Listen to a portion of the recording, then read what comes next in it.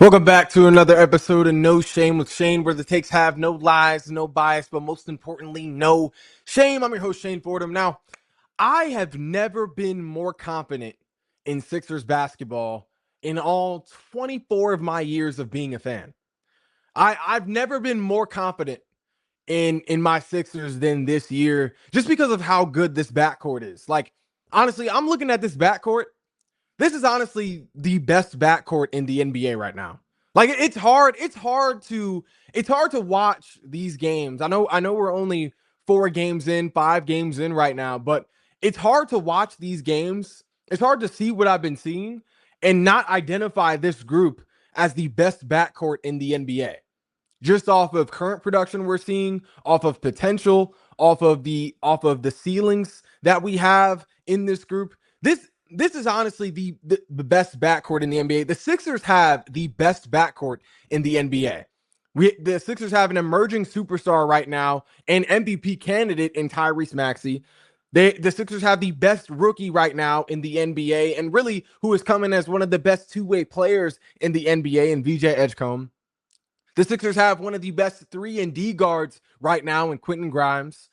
And they have one of the best, or the best rookie of last season in Jared McCain, who we haven't even had a chance to see play yet with all this other talent that is on this team.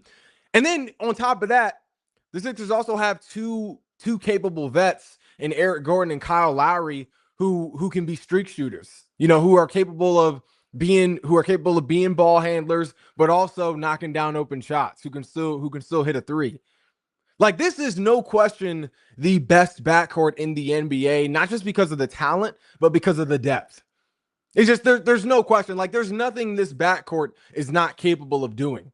There's nothing this Sixers backcourt is not capable of doing. This is honestly the most complete backcourt in the NBA. You look at Tyrese Maxey, emerging superstar, MVP candidate right now, averaging 37 points, 47% from the three-point line.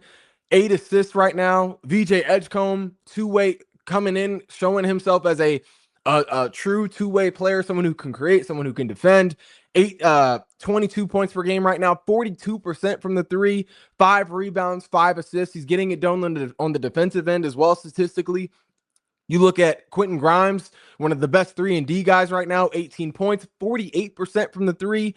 He was strapping up against the Wizards this past game, 3 steals, 2 blocks.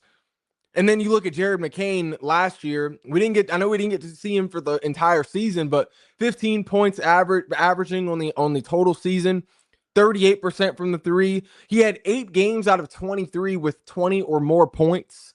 Like, if you look at all 4 of those guys in Maxey, VJ Edgecombe, Quentin Grimes, Jared McCain, all 4 of those guys are capable of scoring 30 to 35 points.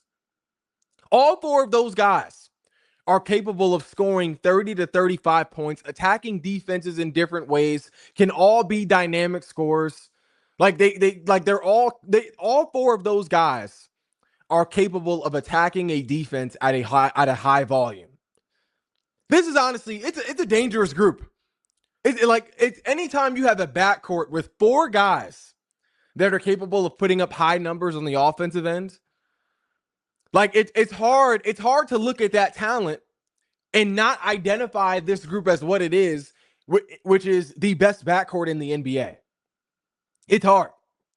4 guys who are capable of putting up high numbers on the offensive end.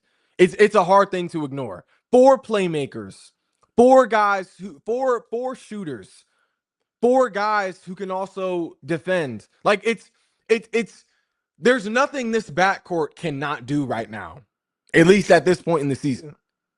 Like, one of the main reasons why the Sixers have the best backcourt in the NBA right now is because of how versatile that group is. Like, this is honestly the most versatile backcourt in the NBA.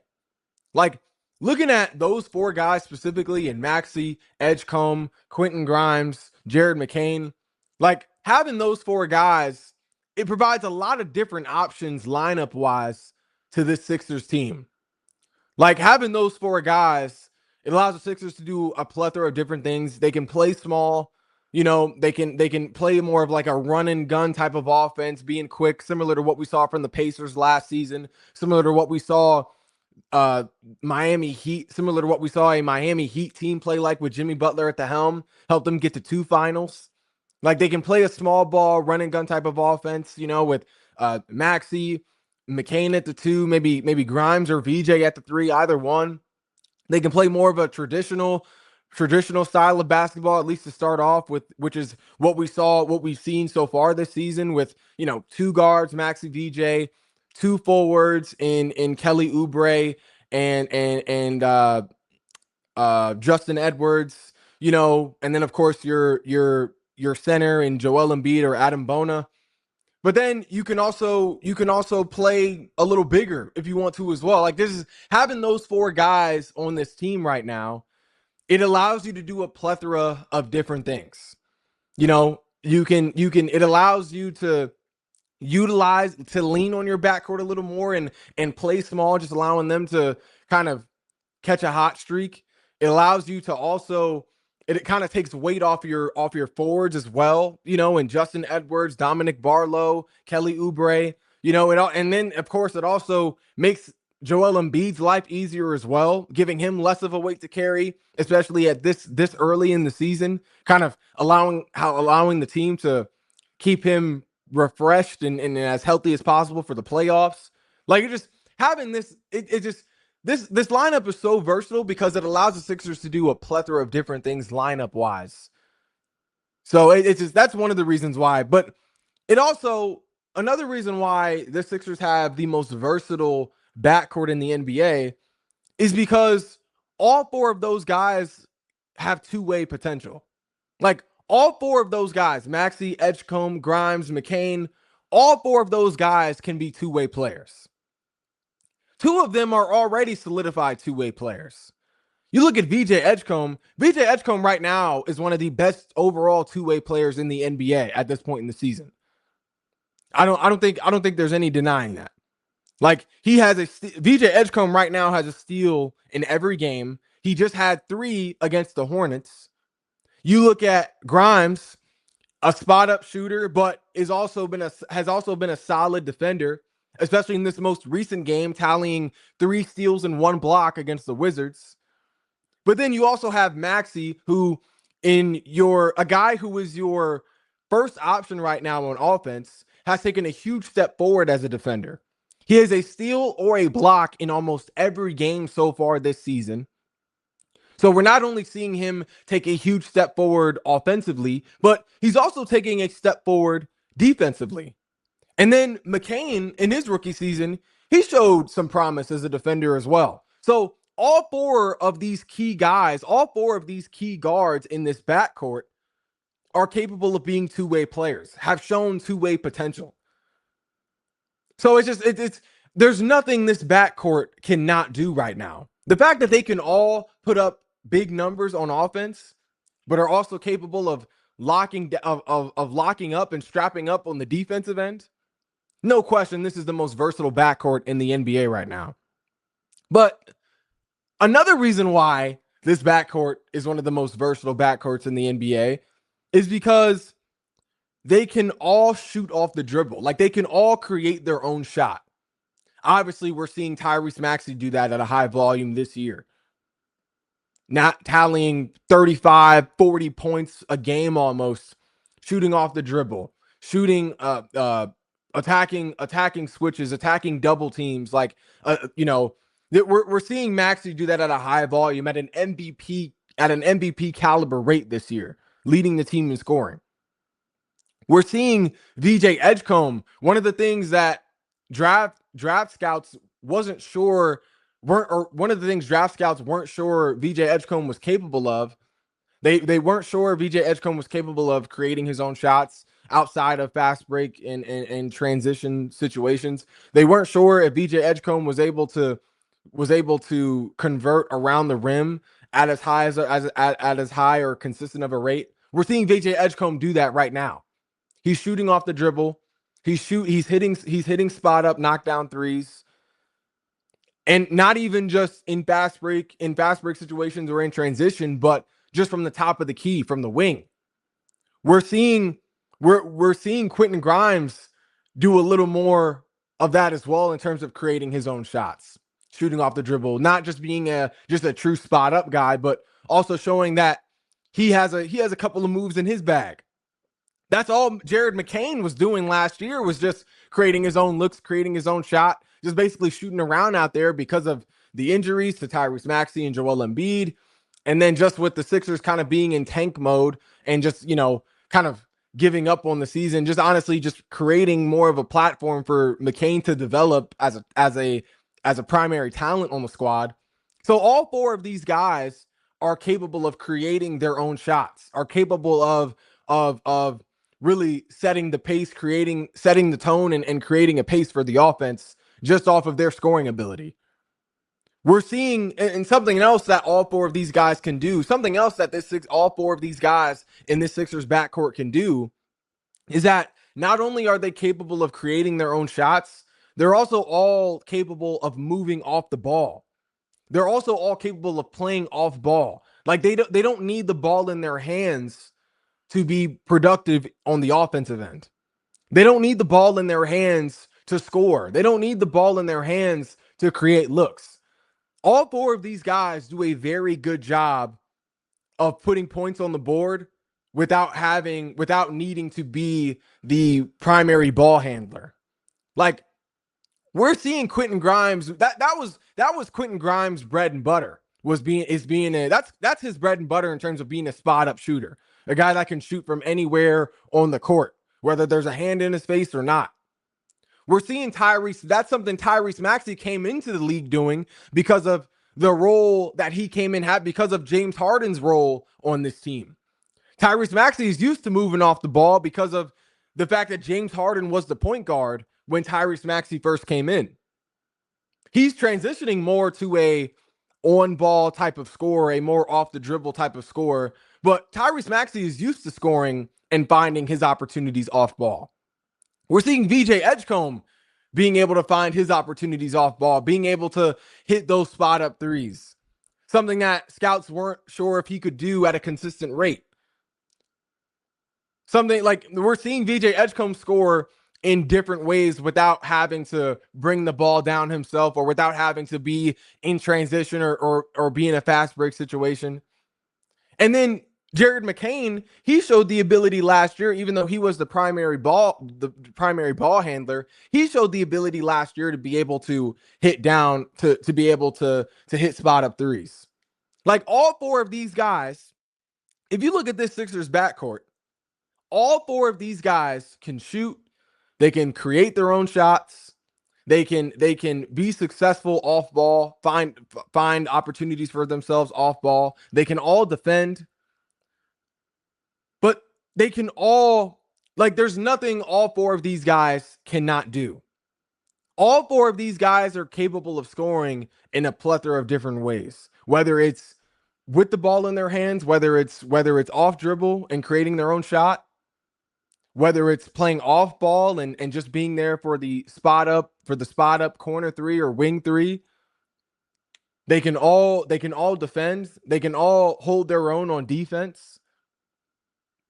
And then for the most part, they all do very well in transition, especially VJ Edgecombe. Like, there's nothing this backcourt cannot do.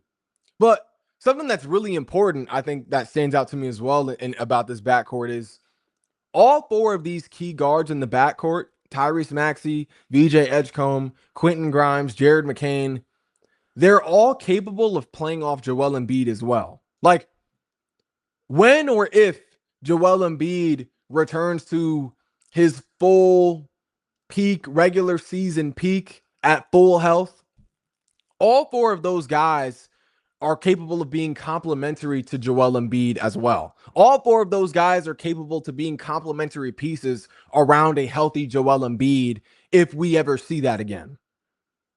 Because of everything those guys can do, because of their specific skill sets, VJ Edgecombe's ability to be a two-way transition player, a guy who has improved his shooting ability, Tyrese Maxey obviously being a good a great pick and roll option, a perfect guard tandem to Joel Embiid's big man, role in this offense. Quentin Grimes obviously being a 3 and D guy who can hit, a guy who can a shooter who can knock down those spot up threes. Jared McCain being another sort of pick and roll option for Joel Embiid. All four of those guys are capable of playing off of Joel Embiid. All four of those guys are capable of playing off of a healthy primary scoring option, Joel Embiid, if we ever see that again, because we know how talented a healthy Joel Embiid is. We know how capable a healthy Joel Embiid is on offense and defense. We're talking about an MVP.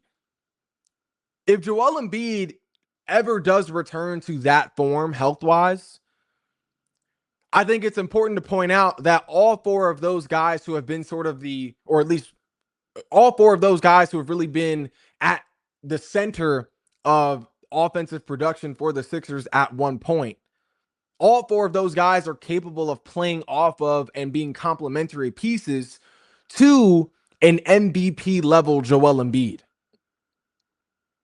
That's a huge deal. Not like they're able that, like, because of their skill sets, they're capable of playing off of Joel Embiid, where Joel Embiid being at full health doesn't take away from their games. Tyrese Maxey, VJ Edgecombe, Quentin Grimes, Jared McCain, they've shown just by their style of basketball that they are all capable of playing off of Joel Embiid in a way where it still allows the offense to produce. It still allows the offense to succeed. It obviously still allows Joel Embiid to get his shots up and succeed, but it also doesn't take away from their games in a harmful way, where they can still be weapons on the offensive end while Joel Embiid is able to get back to his usual workload mode. Now, I don't think we'll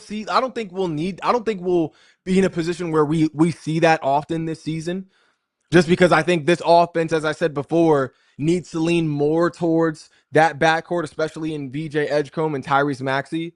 I don't think we will see that backcourt sort of now play backseat to the bus driver of Joel Embiid's game, with the shots he's used to taking, the amount of shots he's used to taking because of his health status. But if it does come to that, where Joel Embiid now does return to his MVP form, his peak regular season form, and he is fully healthy, I think it's still important to note that that backcourt is capable of now taking that backseat, is capable of playing off of Joel Embiid, a guy who, when healthy, is an MVP candidate. That's how versatile this backcourt is right now. That's how versatile this backcourt is right now. And when I continue to look at this backcourt, this is honestly the best backcourt that the Sixers organization has ever had. There's no question this is the best overall backcourt that this franchise has ever had. And that says a lot, because the Sixers have had plenty of very talented guards throughout its history. Obviously, Allen Iverson, one of the greatest point guards to ever play the game. The combo of Drew Holiday and Lou Williams, how electric that duo was. A defensive player of the year candidate in Ben Simmons, for that brief era in Philly. Eric Snow, Maurice Cheeks, there have been some talented guards in the history of the franchise, but I don't think there has ever been a better group than what we have this year in the 2025 season. Tyrese Maxey, VJ Edgecombe, Quentin Grimes, Jared McCain. On top of that, you have two vets that you can also rely on, two sort of voices of reason as well in the locker room, and Kyle Lowry and Eric Gordon, two guys who are still capable offensively as well, at least from a jump shot perspective. Like, this is the best overall backcourt that the Sixers have ever had, not just because of how talented it is, but also because of how deep it is. The talent and the depth is what really makes this backcourt the best in franchise history. Like, if you look at this backcourt, you have 2 to 3 guys who can really be primary scorers. You have 2 guys who can be primary scorers in Tyrese Maxey and VJ Edgecombe with what they've been able to do this year. You really have 3 prime guys who can be primary scorers if you want to count Jared McCain with sort of what we were able to see from him last year while he was healthy. And then you also have a backcourt where everyone in the backcourt can shoot. You have four guys who can shoot at a high volume in Maxey, Edgecombe, Grimes, and McCain. But then you also have 2 of the 2 older guys who may not be shooting at high volumes anymore, but are still capable of stretching, of spacing the floor because of their shooting ability in Lowry and Eric Gordon. And then all four of the key guards in this backcourt all have two-way potential. They can all score. They can all shoot at high volumes. They can all space the floor. They can run the floor for the most part. They can play off ball. But then they also can all play defense. They can all play defense, especially looking at VJ Edgecombe and Quentin Grimes. But looking at this duo specifically in Tyrese Maxey and VJ Edgecombe, this is no question the best backcourt duo in the history of Sixers basketball. This is by far the best backcourt duo in the history of Sixers basketball. Like, this is like there's nothing that duo cannot do.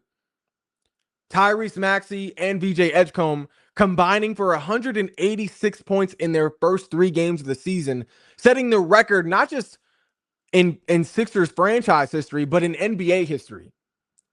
Most combined points by a backcourt in NBA history since 1970. So already, just 4 to 5 games into the season, Tyrese Maxey and VJ Edgecombe are already on track to be one of the greatest backcourt duos in the history of the NBA. In the history of the NBA, 4 to 5 games in, they are already on that track. If Maxey and Edgecombe are able to win a championship together, at that point, they're in the conversation for the best backcourt duo in NBA history. Like, that's how dynamic these 2 guys are. Like, Maxey and Edgecombe are the best backcourt duo in Sixers franchise history, but they are on track to be one of the best duos in NBA history. On track to be one of the best duos in NBA history, setting the record for most combined points through the first 3 games of the season. Like, and you look at everything they're capable of. This is honestly just one of the most dynamic backcourt duos I think we've ever seen. Tyrese Maxey obviously being a 3-level scorer from what we've seen this year, being an MVP candidate, being able to score in multiple different ways. Also someone who can play defense. VJ Edgecombe showing that he's taken a big step forward in his scoring capability as well. Being able to not only score around the rim, but also from behind the 3-point line. Shooting above 40% from the 3-point line. But then also coming in as one of the most athletic and best 2-way players overall in the NBA. Not just rookies. Overall NBA players. VJ Edgecombe is among the top percent in terms of his 2-way ability. Like, both of these guys, both Maxey and Edgecombe can score. Both can score at high volumes. Both can run the floor. Both can operate in fast break situations and in transition very well. And both can defend. VJ Edgecombe being more of the natural defender, in terms of his athleticism, and Tyrese Maxey being more of the natural scorer. But there's really nothing these 2 guys cannot do individually, but also especially as a duo. Like, this is the best duo that this Sixers organization has ever had, but it's also it's going to be one of the best duos that we have seen in the history of the NBA based on the track that they are currently on. And it's honestly crazy to think about. Like, that's honestly what makes me so confident in Sixers basketball. It's not the fact that Joel Embiid is on the court. It's not the fact that team chemistry is high. It's not the fact that, we're 4-0. All that is part of it. But what has me so confident in Sixers basketball this year is seeing the fact that this offense is finally able to rely on someone else other than Joel Embiid. This offense finally has hope, finally has promise and a chance that does not fully rely on Joel Embiid. Because we have an MVP candidate in Tyrese Maxey, because we have a Rookie of the Year favorite in VJ Edgecombe, because we have these two guys at the same exact time playing as well as they are individually, but together as well, because we have those two guys along with the talent surrounding them, that's what makes me super confident in Sixers basketball, because this is a new age in Sixers basketball. This is honestly, I'm more confident this year than in past years, because that is something we have not had during this Embiid era. It's something we haven't had. It's just, and honestly, I never thought we would have an MVP candidate on the squad that wasn't Joel Embiid. It feels good to finally have another source of hope whose last name is not Embiid. And honestly, I honestly feel like the Sixers can definitely win the East. The Sixers can definitely win the East. I think it's going to be competitive this year, but there's no question the Sixers are the best team in the East right now. I think the Knicks will make a case. I think the Knicks will put up a challenge. I think the Cavs will put up a challenge. The Magic might be able to put up a challenge. But outside of those three teams, I don't see a team that is, and I know it's early in the season, but I don't see a team right now that looks as complete, as dominant as the Sixers team right now. The Knicks and the Cavs, they'll come close, especially as we progress throughout the season. But right now, the Sixers right now are the team to beat in the East. But going back to Tyrese Maxey being an MVP candidate is honestly, it's honestly just full circle. It's a full circle moment right now. The fact that Tyrese Maxey is an MVP candidate, and honestly, I think the only person looking at Tyrese Maxey's case for MVP, there's no question Tyrese Maxey is an MVP candidate. There's no question he's an MVP candidate. 37 points, averaging 37 points per game, 47% from the three-point line, 8 assists. He looks like the best point guard in the NBA right now, or at least one of the best point guards in the NBA right now. There's not many guys, there's not many guys that clear Tyrese Maxey in the MVP conversation. I think the only person that might clear Tyrese Maxey in the MVP conversation is Wemby. What Wemby is doing right now is ridiculous. Like Victor Wembanyama right now is playing unreal basketball. Like the first player in NBA history to record 100 points and 15 blocks in their first 3 games. That's insane. I watched this man rack up 3 blocks in 1 possession. I watched this man tally 9 blocks in 1 game. What Victor Wembanyama is doing right now is just ridiculous. The only person that clears Tyrese Maxey in the MVP conversation right now is Victor Wembanyama. That's the only person. And the fact that it takes, but that should honestly say something, in that the fact that it takes this freak of nature, a guy who is capable of of racking up 9 blocks in a game, a guy who is capable of scoring 100 points and tallying 15 blocks in his first 3 games. The fact that it takes that caliber of a player, that much of an admiration in nature and in basketball, to beat out Tyrese Maxey the way he's playing this year, says a lot about how good Tyrese Maxey looks this year. The fact that only Wemby has more of a case on him this year for MVP with what he's doing on the basketball court right now, with the unreal numbers Wemby is putting up. The fact that it takes the way Wemby is playing right now to be the only guy that has a bigger case for MVP than Tyrese Maxey says a lot about the way Tyrese Maxey is playing this year. Tyrese Maxey looks so good right now.